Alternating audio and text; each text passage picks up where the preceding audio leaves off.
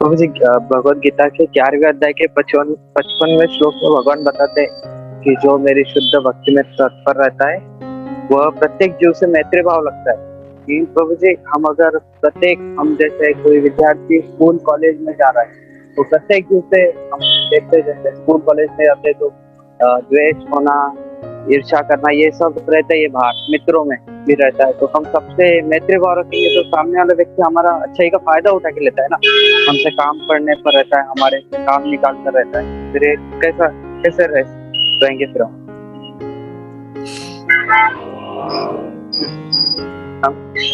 एक बार ना एक ये थोड़ा सा हास्यात्मक प्रसंग है और इससे हम शायद आपको संकेत देना चाहते हैं कि कभी कभी क्या होता है ना कि अति ज्ञान जो है ना हमारी बुद्धि को परेशान कर देता है। अति ज्ञान या आउट ऑफ कॉन्टेक्स्ट किसी चीज को ले ले। तो एक गुरुजी थे, बैल पर बैठकर या घोड़े पर बैठकर कहीं जा रहे थे। उनके शिष्य उनके पीछे पीछे चल रहे थे। तो गुरुजी ने उन्हें आदेश दिया था कि मैंने तुम्हें जो जो इंस्ट्रक्शंस दिए हैं, जो जो आदेश दिए हुए हैं उसके अनुसार ही कार्य करना, उसके अलावा कुछ नहीं करना। तो घोड़े पर बैठे बैठे गुरुजी थक चुके थे। तो थोड़ा सा गुरुजी जो है नींद आ गई और धीरे धीरे फिसलने लगे घोड़े पर से। पीछे शिष्य जो हैं देख रहे हैं गुरुजी फिसल रहे हैं। उनकी बहुत इच्छा हो रही है कि जाकर गुरुजी को संभालें, लेकिन जो आदेश पत्र था ना, जो जिस पर उनके आदेश थे, उसमें वो आदेश नहीं लिखा था कि गुरु अगर फिसले जो घोड़े पर से तो उनको जाकर संभालना चाहिए। तो कुछ नहीं कर पाए। जब गुरुजी गिर गए तो शिष्यों ने गुरुजी को फिर जाकर उठाने का प्रयास किया। तो गुरुजी ने पूछा कि पहले क्यों नहीं रोका, देख नहीं रहे थे? उन्होंने कहा गुरुजी देख तो रहे थे, लेकिन हमें समझ में नहीं आया क्या करें। आपने कहा था कि आपने जो आदेश दिया उसके अनुसार ही कार्य करना चाहिए। तो गुरुजी ने एक आदेश और लिख दिया कि घोड़े पर से कुछ भी गिरे तो उसे उठाना चाहिए या उसे संभालना चाहिए। तो आगे जाने के बाद घोड़ा जो है विष्ठा गिराने लगा तो शिष्यों ने जाकर उसे पकड़ लिया।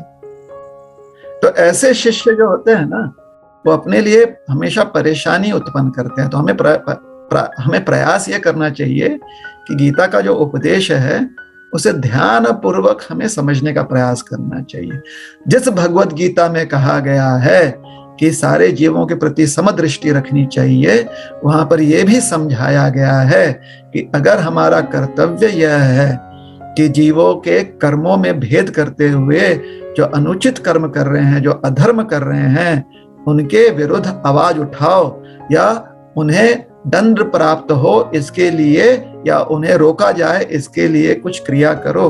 तो उन्हें रोकने आप जाते हैं तो इसका यह मतलब नहीं कि आप हिंसा कर रहे हैं। यह हमारा कर्तव्य है। तो गीता का संदेश पहले भी बहुत लोगों ने उसको थोड़ा अपने हिसाब से प्रस्तुत करके बहुत संदेह, आशंका, बहुत सारे जो है ना, जिसे कहते हैं कि उसका यथार्थ रूप नहीं प्रस्तुत किया है। तो गीता का संपूर्ण संदेश आप जो है एक ओवरव्यू की तरह समझें। भगवत गीता हमें समझाती है कि हमें अपने बुद्धि का प्रयोग जो है ना समय अनुसार करना चाहिए। अगर आप योगी तपस्वी हो तो योग तपस्या में, ध्यान में आप मग्न रहिए। आप जो है अपने इंद्रियों को संसार में मत लगाइए। अगर आप संसारी व्यक्ति हो जहां पर आपको संसार में कार्य करना है तो योग्य और अयोग्य के बीच में भेद करते हुए योग्य कर्म में मन लगाइए और जो अयोग्य है उससे दूर रहिए। या अगर आपका कर्तव्य है कि अयोग्य को रोकें तो उसे रोकिए।